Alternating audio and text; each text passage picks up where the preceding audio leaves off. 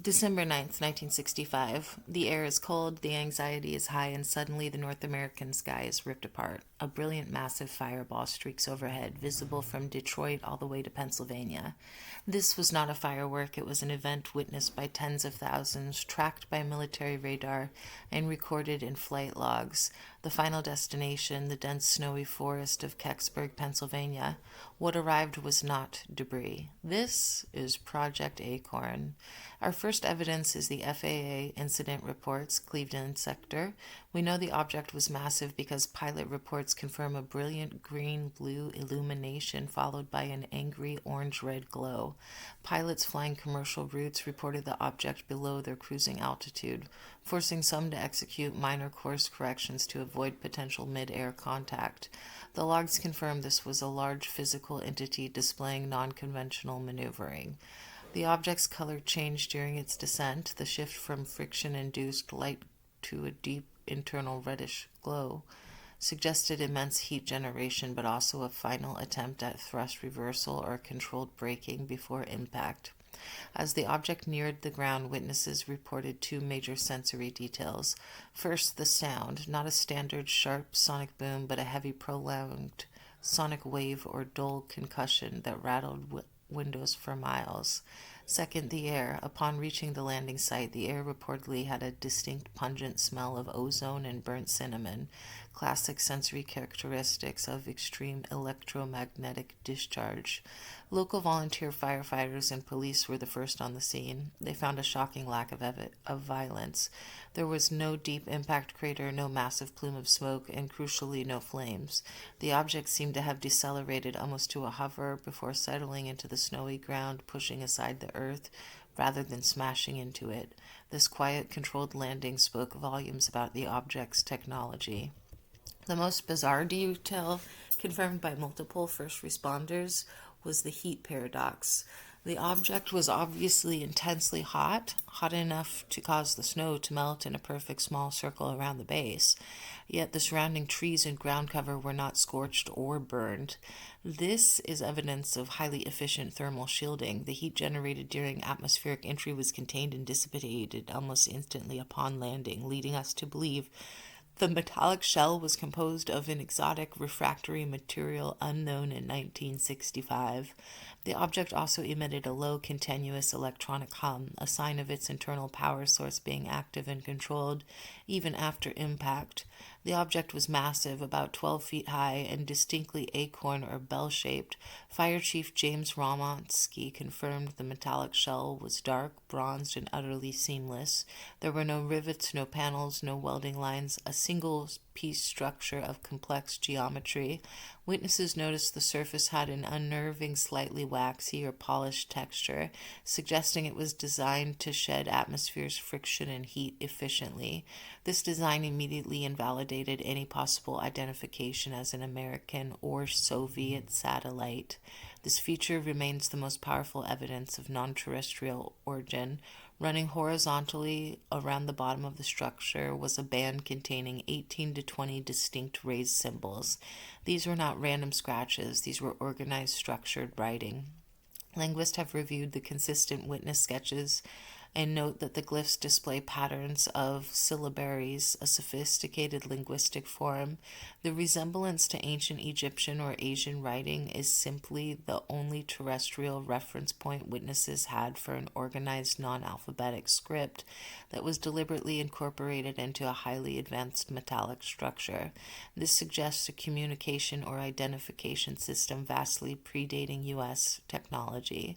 The Army's response was flawless. Within hours, the 66th Military Police Detachment, supported by the U.S. Army Corps of Engineers, had established a perimeter of complete radio silence and multiple roadblocks along all access routes. This confirmed the operation was code for immediate high-value asset retrieval. Every civilian was ejected. This includes police officers and firemen. The soldiers themselves were reportedly wearing protective gear and gas masks, a detail that argues against the official lie of a simple weather balloon.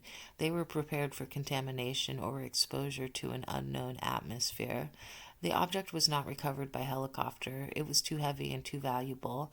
The U.S. Army Corps of Engineers field report from December 1965 confirms the use of a massive lowboy flatbed trailer, normally reserved for tanks or bridge sections. The object was secured under a massive canvas tarp, winced out of the depression it made in the snow, and transported out. The precision of the zero-trace retrieval was noted. The Army ensured that by sunrise the site was clean, sealed, and devoid of debris, leaving only the official lie in its place. The journey confirmed the object's immense value. From the retrieval point, it was sent to the nearby Latimer radar base for initial staging, and then under heavy armed guard to Wright-Patterson Air Force Base in Ohio. This military hub was the historical center for UAP analysis.